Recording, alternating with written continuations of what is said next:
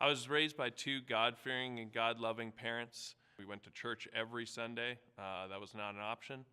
We talked about the Bible at home.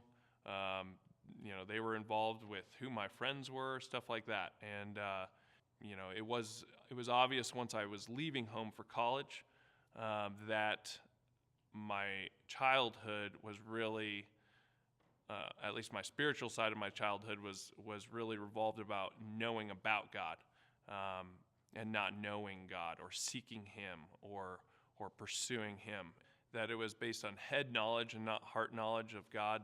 And really that first time that I had, I don't know if you want to call it freedom, but the opportunity to make choices for myself as an adult, that became very obvious. I'm at CU Boulder. I'm not attending school. I'm partying, drinking, drugs, sex, you name it, and not really concerned about anything else that's happening. That's where it was clear, like, I still knew the things about God that I had learned, but clearly my choices, it was not God in me, it was my flesh and me making those choices. It was a lot of darkness. I needed change in my life, but it wasn't obvious to me. It had gone on for about well over a year, almost 2 years at this point.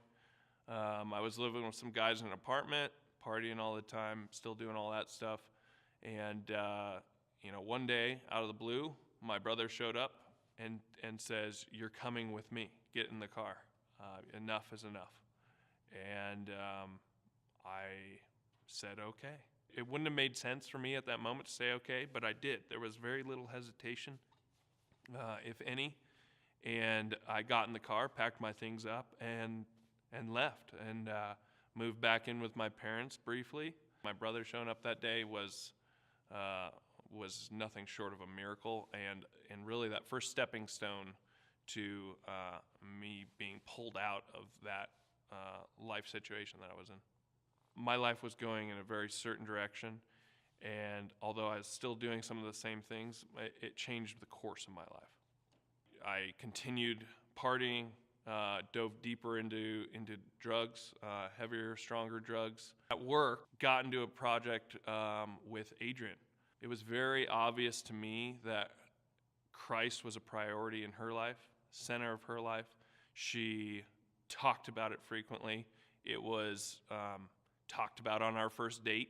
Her faith was very important to her, and I don't think I was stacking up to her priorities, and so we broke up. There was something different about her, and the difference was Christ in her life. Luckily, I was able to pursue her. She made me date her father because he's a very godly man, and he would help coach me, and Adrian, my now father-in-law, guided me back to Christ. I know Christ used them to bring me back to himself.